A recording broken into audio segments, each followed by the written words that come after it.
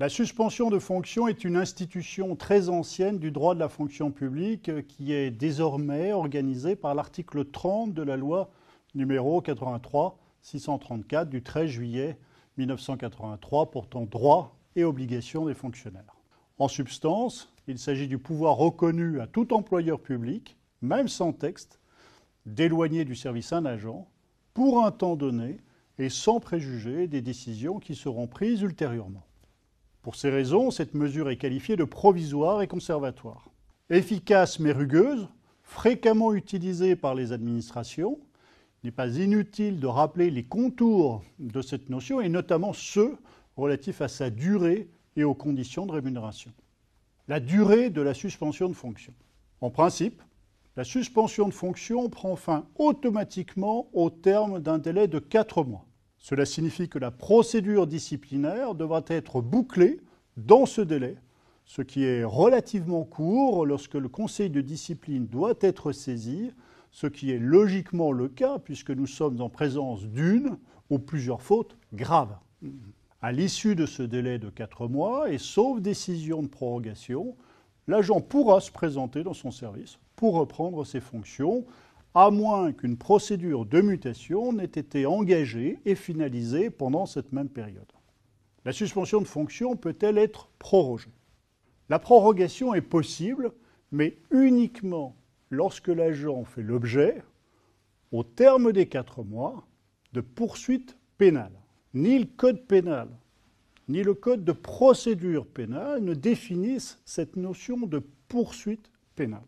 Aussi, c'est le Conseil d'État qui a pallié au silence du législateur en précisant qu'un fonctionnaire doit être regardé comme faisant l'objet de poursuites pénales lorsque l'action publique pour l'application des peines a été mise en mouvement à son encontre. Ainsi, font l'objet de poursuites pénales les agents qui sont touchés par une convocation en comparution immédiate, qui font l'objet d'une information judiciaire sur réquisitoire du ministère public, qui sont mis en examen, qui sont visés par une citation directe ou par une plainte avec constitution de partie civile, ou encore qui sont placés en position de témoins assistés. En revanche, ne font pas l'objet de poursuites pénales les agents qui sont visés par une plainte simple, ou alors qui sont entendus en qualité de témoins, ou qui font l'objet d'une médiation pénale décidée par le parquet, conformément aux dispositions de l'article 41-1 du Code de procédure pénale, ou d'une composition pénale, ou encore d'un classement sans suite. La simple ouverture d'une enquête préliminaire n'est pas suffisante non plus. De même que la décision d'une chambre régionale des comptes d'informer le procureur de la République d'agissements présumés constitutifs du délit d'ingérence. Outre la constatation de l'existence de poursuites pénales à la date de la prorogation, l'article 30 de la loi du 13 juillet 1983 prévoit que cette décision doit être formalisée dans un écrit qui doit expressément préciser, en outre, les raisons pour lesquelles l'agent n'est pas rétabli dans ses fonctions et quel est l'intérêt du service qui s'y oppose. Ou encore les raisons pour lesquelles l'agent n'est pas rétabli dans d'autres fonctions compatibles, le cas échéant, avec son contrôle judiciaire. Étant précisé que le législateur a même été jusqu'à autoriser le détachement de droits décidé par le seul employeur pour faciliter cette reprise. Il ressort de ces dispositions que le souhait du législateur est de limiter la durée des suspensions de fonction pour motif pénal, celles-ci pouvant durer des années, tant que le dossier pénal n'est pas définitivement jugé. La rémunération des agents suspendus.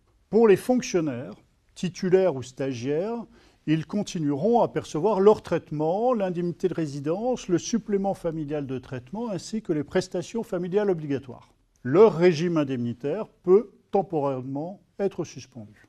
Pour les agents contractuels, aucun texte ne prévoit le maintien de leur rémunération. Aussi, l'application de la règle dite du service fait devrait conduire à la suspension de leur rémunération. Dans la pratique, toutefois, il est fréquent que les employeurs publics locaux transposent aux agents contractuels territoriaux les règles dégagées pour les fonctionnaires.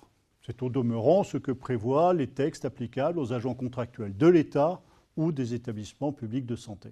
Si la suspension est prorogée, l'administration peut opérer une retenue allant jusqu'à la moitié du traitement.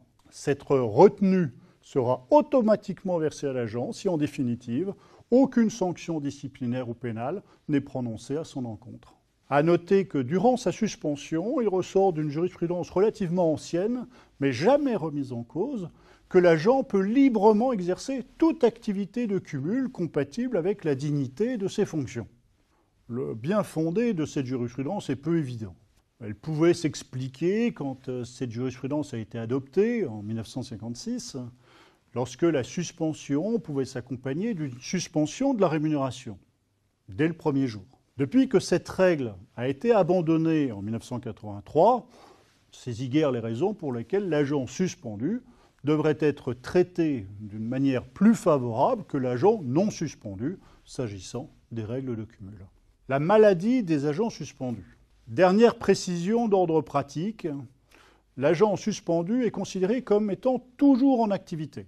Il continuera donc à bénéficier des avancements prévus par son cadre d'emploi et de l'ensemble des avantages liés à cette position statutaire. À cet égard, jugez que les congés maladie l'emportent toujours sur la suspension.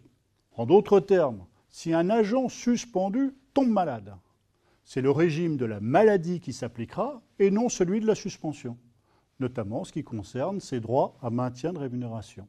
En revanche, dès lors que la suspension a été prononcée, le délai de 4 mois court, même si l'agent est placé sous le régime de la maladie.